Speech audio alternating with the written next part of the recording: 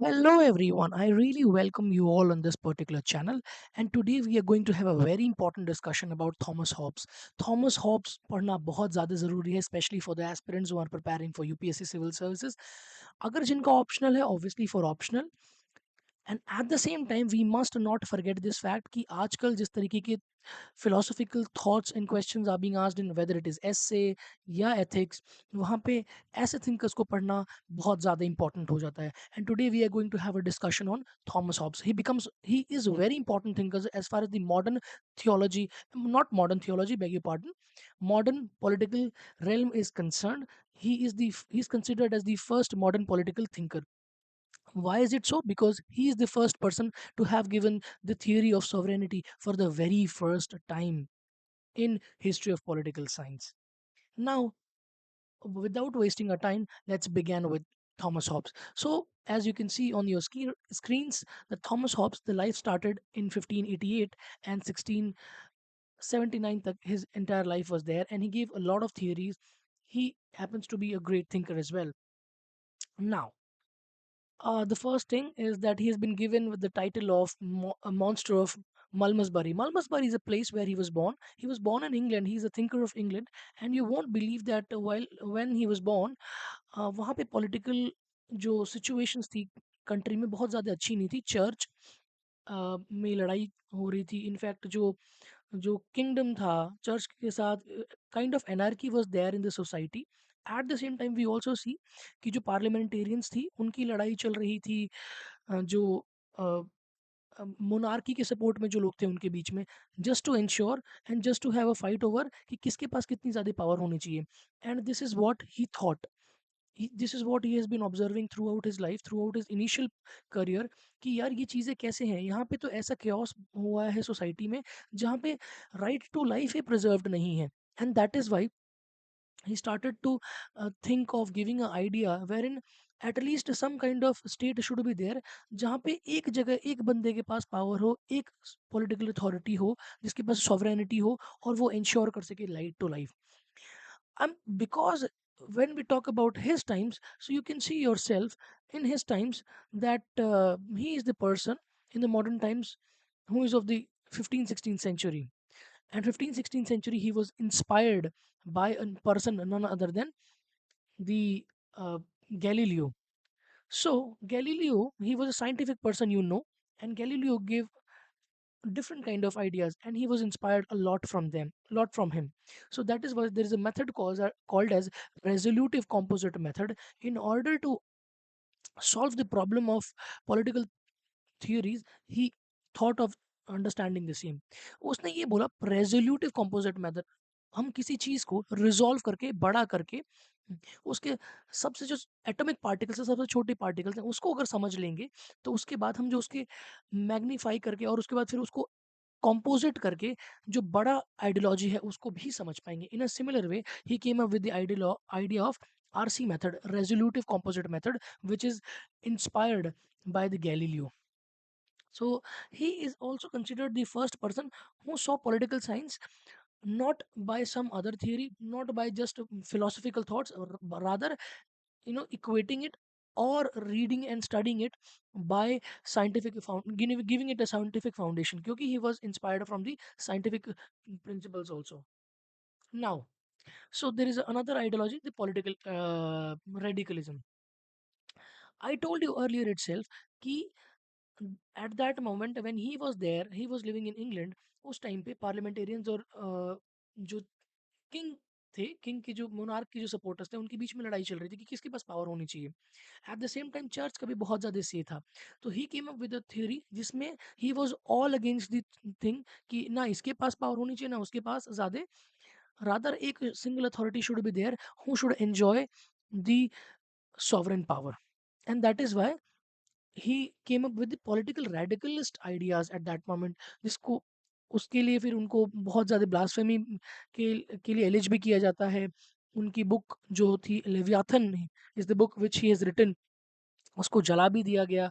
So he was criticised a lot for his ideology, but in modern times, in modern thinkers, he's considered one of the best, one of the greatest, and that is why what we need to see. So this is what I was telling you, that he published his Leviathan इन 1651 जब वो exile में France में रह रहे थे, क्योंकि turmoil था इनके जो कंट्री थी इंग्लैंड, वहाँ पे इंग्लैंड पे स्पेनिश जो लोग थे, स्पेनिश जो कंट्री थी, वहाँ के लोगों ने उस पे हमला कर दिया था और वहाँ पे फियर था, लोगों की लाइफ ही थ्रेटेंड थी, very existence of people was threatened. So first purpose for him was कि राइट टू लाइफ तो एटलीस्ट प्रिजर्व होनी ही चाहिए। And the thing which I have already mentioned कि he was influenced by Galileo, Descartes, जिन्होंने law of motions और ऐसी चीज़ों को एक्सप्लेन करके जो आरसी मेथड है, रेजोल्यूटिव कॉम्पोजिट मेथड, जिसमें आप सोसाइटी को इंडिविजुअल्स में, ह्यूमंस में तोड़ते हैं, फिर ह्यूमंस कैसे वर्क कर रहे हैं, ह्यूमंस सबसे ज़्यादा वर्क कर रहे हैं, in fact humans are able to work only because of their brain. So what we need to understand is to understand the brain, how does it functions. और उसके बाद जब आपने ह्यूमन का फंक्शंस समझ लिया, तो उसके बाद कंपोज करके आप एक एज अ होल सोसाइटी में कैसी चीज़ें वर्क करेंगी उस पर समझने की कोशिश करते हैं।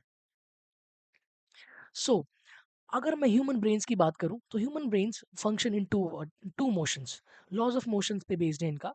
That is the vital motion and the voluntary motion. Vital motion is the one जिसमें आप जिन चीज़ों पे आपका कोई कंट्रोल नहीं है, वो तो वाइटल है ही, जैसे कि सांस लेना, breathing, yeah, for that matter, eating every single day or sleeping. So these are the things which you cannot control. It has to be done in order to have a normal life, in order to live in. Then other thing is the voluntary motion.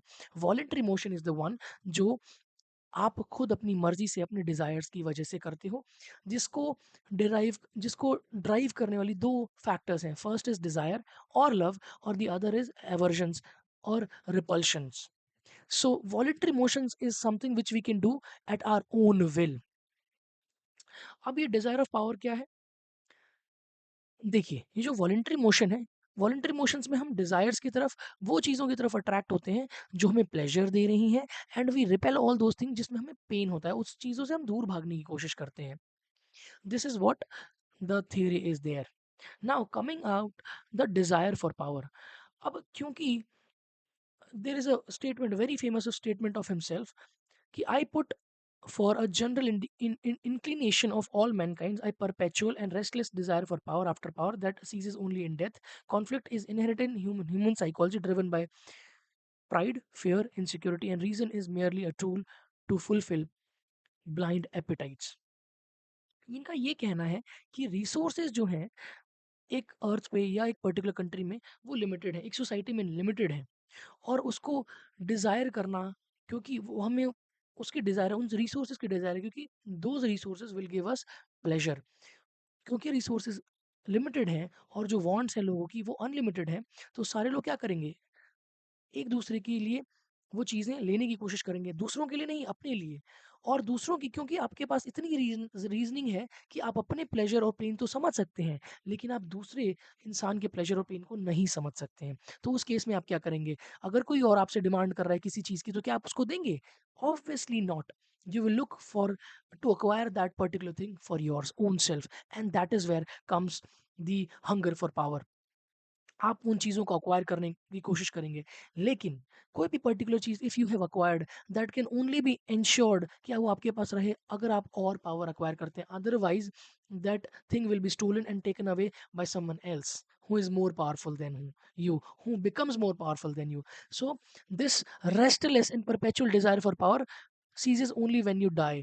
जब तक आप जी रहे हो, तब तक आप हमेशा power acquire करने की कोशिश करते हो, और ये this is the thing which has been there in human psychology. This was the thing जो कि अब कई लोग कहते हैं कि ह्यूमन साइकोलॉजी के फैक्टर्स को प्लेटो ने इग्नोर करा था, but this is something which was very much read and understood very well by Hobbes. अब जो ये स्टेट ऑफ नेचर है, स्टेट ऑफ नेचर का वो मतलब है जब आप सोसाइटी या अथॉरिटी एग्जिस्ट नहीं कर रही थी, उस केस में सोसाइटी का स्ट्रक्चर कैसा था, उस केस में जो लाइफ जो मैन की थी, कोई भी चीज़ प्रिजर्व्ड नहीं थी, हमेशा डेंजर, हमेशा फेयर, हमेशा वॉयलेंट डेथ थी। एट द सेम टाइम वो अकेला था, गरीब था, नास्टी था, ब्रूटिश था, और शॉर्ट उसकी लाइफ थी, कभी भी छीन नहीं आ सकती थी, जो भी ताकतवर आएगा वो उसकी लाइफ ले लेगा। So that was the state of nature. State of nature was a state of war against, state of war of all against all. It simply means everyone was fighting against everyone else in order to preserve their power, in order to get those resources in society which can give them pleasure. State of nature वो state होती है जिसमें जब state हमारा create नहीं होता, authority governments create नहीं हुई थी, उस केस में सबके पास natural right was also existing. लेकिन इस केस में जब सब लोगों को लाइफ, राइट टू लाइफ ही प्रिजर्व्ड नहीं है, उस केस में पीपल डिसाइडेड कि नहीं, we need to have a social contract, हम सबको साथ में आना पड़ेगा, at least our rights, right to life should be preserved for sure. इसके लिए सारे लोग कहते हैं कि नहीं, जो हमारे पास नेचुरल राइट्स थे, नेचुरल नेचर की सोसाइटी में जो राइट्स थे, हम वो सारी राइट्स गिव अप करते हैं और एक अथॉरिटी ऐसी बनाते हैं, कॉमनवेल्थ बनाते हैं, जिसके पास सिर्फ एक ड्यूटी होगी, वो इंश्योर करने की कि वो हमारी राइट टू लाइफ किसी भी केस में, in every case they will preserve our right to life and right to self preservation. But if I talk about his ideas had a radical shift from the kind of idea that was given by Aristotle, because Aristotle said that a state was natural. But in the case of Hobbes assumes that the state is an artificial creation when the people came together and created that state in order to preserve their life. So, and this sovereignty, sovereign is the beneficiary and he will not a party. तो जो sovereign है, जिसके पास sovereign authority होगी, उसके पास absolute power होगी, वो sign नहीं करेगा उस कॉन्ट्रैक्ट में, वो साइन नहीं करेगा, he is the preserver of the contract. So अब किस तरीके की सॉवरेनिटी होगी? सॉवरेनिटी जिस अथॉरिटी को हम बनाएंगे, वो सॉवरेनिटी परपेचुअल होगी, और किस परपेचुअल मतलब हमेशा रहने वाली, हमेशा एग्जिस्टिंग। उन राइट्स को, उन उस सॉवरेनिटी को कोई भी चैलेंज नहीं कर सकता, और वो किसी भी राइट्स या कॉमन लॉ से लिमिटेड नहीं है। That is absolute altogether. In fact secular supremacy is also there. It simply means church is also subordinate to the state, which was the radical idea back then, because before him also wouldn't try to give the idea of sovereignty, but in his case उसने church को subordinate नहीं बताया था. So here it is a radical departure from the kind of ideas that was existing in the medieval era. And also he comes and gives the idea of legal positivism, that authority not wisdom makes laws. अगर मैंने law बना दिया, लेकिन अगर उसको उसको enforce करने वाला कोई नहीं है, तो they will remain as articles of peace and nothing other than that. वो सिर्फ एक ऐसी चीज है जिसे कोई मतलब नहीं है रियलिटी में, rather these are the things which can just be said, just be written anywhere else and useless. Now, so and the first is the जो राइट टू सेल्फ प्रेजर्वेशन है, this is an inalienable right. Inalienable right है in any case that can not be taken away even by the state. So sovereign, if a sovereign commands to kill himself he is not bound. अगर sovereign ने ये कहा कि आप, man को ये बोला कि भाई तुम अपने आप को मार लो, तो he is not bound to obey, क्योंकि इसी अपने राइट टू लाइफ को प्रिजर्व करने के लिए ही तो हम सारे लोग एक साथ आए थे इस स्टेट को क्रिएट करने के लिए, या in fact a common authority, common sovereignty.